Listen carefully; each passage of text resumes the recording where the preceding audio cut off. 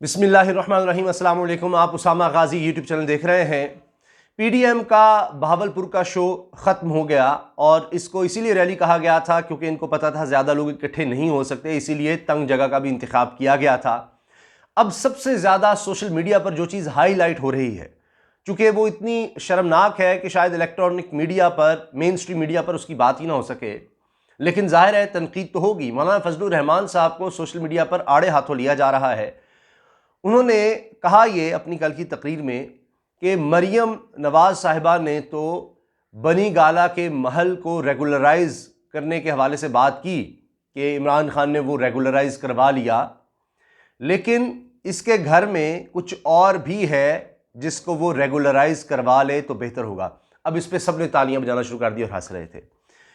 यकीनन सबको पता है कि उनका इशारा इमरान खान साहब की शादी की तरफ, उनके निकाह और उनकी अहलिया की तरफ था।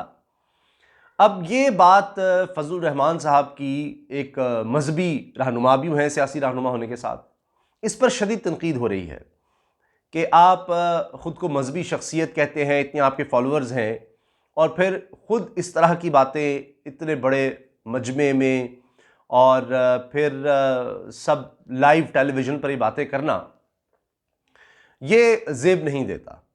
तो अब इस पर बहुत ज़्यादा तनकीद हो रही है कि मौलाना फजलुर रहमान साहब ने एक दफ़ा फिर इमरान खान साहब की निजी ज़िंदगी को निशाना बनाया है और उसमें भी उनकी अहलिया को, और ये बड़ी बात इस वक्त हो रही है, बड़ी इसको शर्मनाक कहा जा रहा है और बहुत ज़्यादा इस पर तनकीद हो रही है। आप ट्विटर पर देखें, दीगर जगहों पर बहुत ज़्यादा बात हो रही है।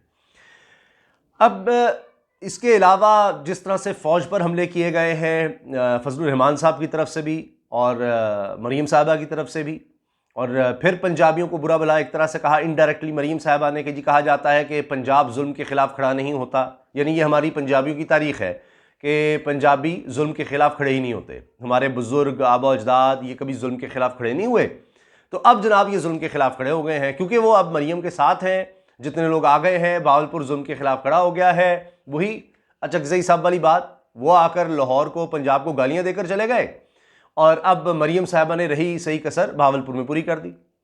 मतलब ये है कि आप खड़े हो जाओ फ़ौज के ख़िलाफ़, पंजाबी फ़ौज के ख़िलाफ़ खड़े हो जाएं। अब इसी तरह से फजलुर रहमान साहब ने कहा कि जी आप फ़ौज अपनी पोजीशन वाज़े करें कि वह इस हुकूमत के पीछे है, तो फिर हम रुख आपकी तरफ मोड़ दें, वही रावलपिंडी की तरफ, GH की तरफ हम आ जाएं, वहाँ एहतजाज करें। मरीम साहबा कह रही थी ये समंदर है, मैंने नवाज शरीफ साहब को दिखा दिया है और उसका रुख हम इस्लामाबाद की तरफ मोड़ देंगे। तो फिर कहते हैं जिस दिन हमने इस्तीफ़े दे दिए ये हुकूमत ख़त्म हो जाएगी। तो दें जी इस्तीफ़े, मामला ख़त्म हो। दे भी नहीं रहे, आ नहीं रहे, वो अलग बात। अब ये जब सब कुछ हो रहा था, बात हमने ये करनी है कि तब भारत में क्या हो रहा था और क्यों भारत में मुसलसल इसको कवरेज मिली। इस जलसे पर, इस पीडीएम की रैली पर रिपोर्ट्स बन रही हैं, लाइव कवरेज हो रही है, डिस्कशंस हो रही हैं, क्यों ऐसा हो रहा है। अब मेरे कुलीग हैं, वो मुसलसल ये चीज़ देख रहे थे कि भारत में क्या कहा जा रहा है, तो मैंने उनसे वो सब कुछ सुना उनसे और हमने आपस में डिस्कशन की कि क्या चक्कर है, क्यों इस तरह पीडीएम को इतना ज़्यादा उठाया जा रहा है। भारत की ऑडियंस वो तो नहीं है, पाकिस्तान की ऑडियंस, भारतीय चैनल तो पाकिस्तान में नहीं है, फिर क्यों इतनी ज़्यादा कवरेज दी जा रही है। पाकिस्तान का पूरी दुनिया में इमेज वो भेजने के लिए जो डिसइंफो लैब ने बताया था कि पाकिस्तान में मायूसी, पाकिस्तान में तबाही, पाकिस्तान में इदारों का टकराव, ये सब कुछ। अब इंडियन चैनल्स पर कहा जा रहा था, फजलुर रहमान साहब को एक हीरो पेश किया जा रहा था। अच्छा, फजलुर रहमान साहब की जो स्ट्रेंथ है वो मदारिस हैं। आपने देखा, वो सोशल मीडिया पर चल गया कि 10-10 साल के बच्चे भी लाए गए थे इस रैली में और भर भर के वैन्स। फवाद चौधरी ने भी वो ट्वीट किया और दीगर लोगों ने भी, साफियों ने भी, सब ने, कि किस तरह बच्चों को लाया जा रहा है ज़बरदस्ती और झंडे ही झंडे पकड़ा कर, वो सब कुछ। अब भारत में मुसलमान होना जुर्म है। भारत में मदारिस को कानूनी तौर पर बंद कर दिया गया है, कानूनी तौर पर। मैं ये नहीं कह रहा कि पहले तो ज़बरदस्ती तो हो रहा था, इस्लाम के खिलाफ सब काम हो रहे थे, अब कानूनी तौर पर वहाँ की रियासत में मदारिस नहीं चल सकते, मदारिस बंद कर दिए गए हैं, कानून बना दिया गया है। इसी तरह से कानून आ चुका है कि किसी हिंदू लड़की को मुसलमान करके उससे शादी नहीं की जा सकती, ये कानून आ गया है। अब उस भारत में जहाँ पर इस्लाम से इतनी नफरत है, वहाँ पर पाकिस्तान में एक मजहबी शख्सियत फजलुर रहमान साहब जो हैं, जो इस्लाम का नाम लेते हैं, उनको हीरो बनाया जा रहा है किस तरह से कहा जा रहा है कवरेज में कि अब पहुंच गए हैं। पहले फजलुर रहमान ने, इनके लोगों ने जाने हथेली पर रख ली हैं, ये इंडियन मीडिया कह रहा है। और आपको पता है इंडियन मीडिया को कौन चला रहा है, वहाँ की एजेंसीज चला रही हैं, वहाँ की हुकूमत, RSS, BJP, रॉ, सब आपको पता ही है। तो अब कहा जा रहा है कि फजलुर रहमान साहब के लोगों ने, इनके सिपाहियों ने जाने हथेली पर रख ली हैं। और अब पहले इन्होंने पिंडी का कह दिया, यानी GHQ का कह दिया, फौज का कह दिया। अब बहावलपुर आने का मकसद सुनिए जरा, वो क्या कह रहे हैं। कह रहे हैं जी मसूद अजहर का ताल्लुक इधर से, मौलाना मसूद अजहर का।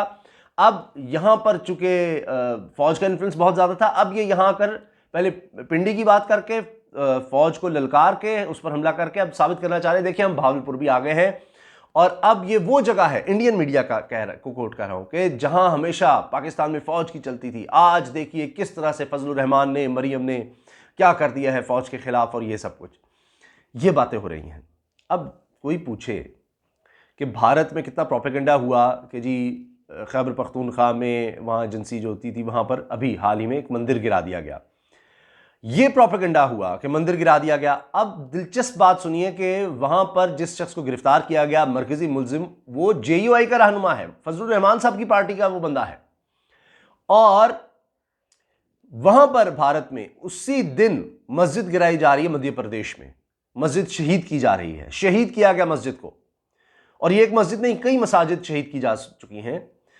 और उसकी एक बात नहीं की फजलुर रहमान साहब ने, एक जुमला नहीं। नवाज शरीफ, ये अभी बलूचिस्तान में सामने हुआ, 11 कारकुन शहीद हुए, उसमें एक जुमला नवाज शरीफ का नहीं आप सुनेंगे। उन्होंने यही इदारों पर तनकीद शुरू कर दी। और देखिए प्रोपेगेंडा क्या हो रहा है कि जी यहां पर तो फौज का बलूचिस्तान में बड़ा कंट्रोल है, फिर ये लोग किस तरह मारे जा रहे हैं इतनी ज़्यादा नाके और सब कुछ होते हुए। तो फिर मैं ये पूछता हूं कि फिर फौजी कैसे शहीद हो जाते हैं वहां पर? फौजी किस तरह शहीद हो जाते हैं अगर आप उनको इल्ज़ाम देंगे? FC के अभी आपने देखा कितने जवान शहीद हुए वहां पर। वो फ्रंट लाइन है, वो अपनी जानें दे रहे हैं। क्या चौकियों पर हमले नहीं वहां पर हो रहे? आप कहते हैं चौकियां होते हुए कैसे हो गया? बहरहाल ये अब लोगों के जज्बात से खेला जाता है। तो फजलुर रहमान साहब ने वहां जो मसाजिद शहीद हुई हैं और उसी दिन शहीद हुई हैं, उस पर कोई बात नहीं की भारत के खिलाफ। अब भारत मुसलसल कवरेज दे रहा है।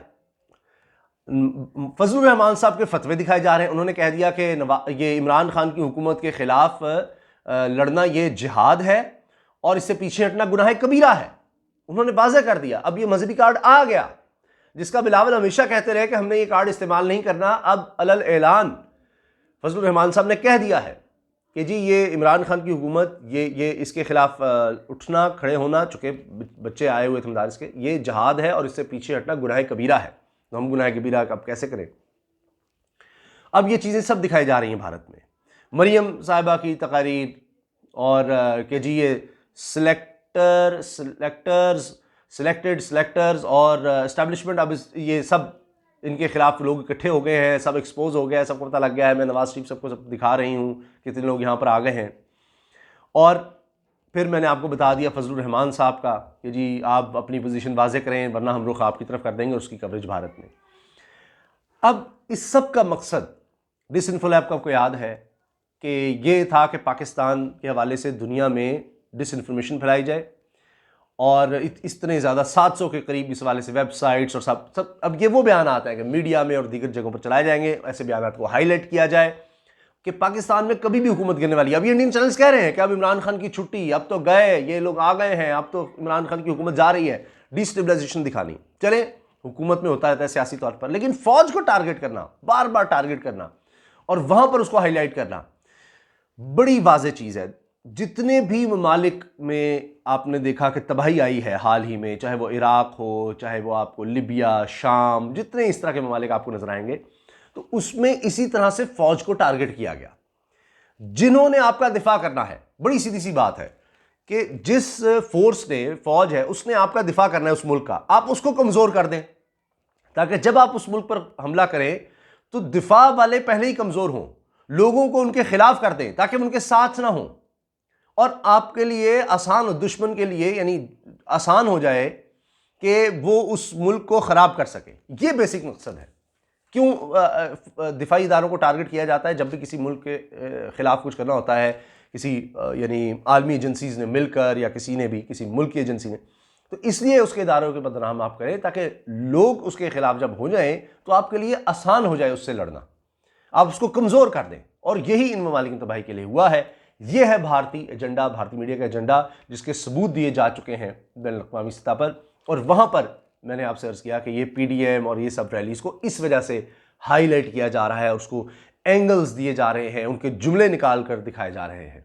और ये सब इसलिए कि जी पाकिस्तान को किसी तरह कमज़ोर किया जाए, पाकिस्तान के इदारों को आपस में टकराया जाए। लेकिन इंशाल्लाह ऐसा कुछ नहीं होना, कुछ नहीं होगा अल्लाह के फजल करम से। आप देख लीजिएगा, क्योंकि वैसे ही मैंने आपसे अर्ज़ कर दिया है कि पीपल्स पार्टी बिल्कुल वाज़ेह तौर पर अलग हो चुकी है। अब ये मजहबी कार्ड भी जिस तरह आ रहा है तो पीपल्स पार्टी बिल्कुल अलग लाइन लेगी, अंदर से भी बगावत हो रही है। नून लीग के भी वहाँ भी कह रहे हैं कि जी सेनेट के इलेक्शन हमने लड़ने हैं, ज़्यादातर लोग इस तरफ आ गए हैं। तो लिहाजा ये मामला तकरीबन ख़त्म हो चुका है, फोर्स उस तरह नहीं रहेगी, इसीलिए बयान दिए जा रहे हैं। आज भी आप देखिए यहाँ पर जब ये बहावलपुर की रैली हुई है उसमें बिलावल नहीं आए, कहा गया उनके आने ना आने से क्या फ़र्क पड़ता है, यूसुफ रज़ा गिलानी आ गए तो फिर मरियम भी ना आती हैं और फजल रहमान भी ना आते, वो भी यहाँ पर किसी और को भेज देते। तो इसलिए कि अब आगे आगे वो हैं कि ये अब एक साख को संभालना है। आगे उन्होंने अपना प्लान बता दिया है। 19 जनवरी को अब उन्होंने इलेक्शन कमीशन पर धावा बोलना है, फजल रहमान साहब ने बताया है, वहाँ एहतजाज होगा। और 21 जनवरी को वैसे कहा जा रहा है कि कराची में इसराइल के ख़िलाफ़ रैली निकलेगी। और आगे अब फरवरी में तो फिर ज़िमनी इलेक्शन है, उसके लिए अब ये एक माहौल बनाया जा रहा है इस तरह के इश्यूज़ को लेकर। इजाज़त दीजिए, अल्लाह हाफ़िज़, पाकिस्तान ज़िंदाबाद।